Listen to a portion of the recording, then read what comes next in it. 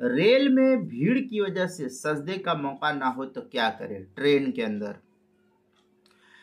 अगर कोई शख्स ट्रेन में सख्त भीड़ की वजह से सजदे पर कादिर ना हो तो उसे चाहिए कि अगर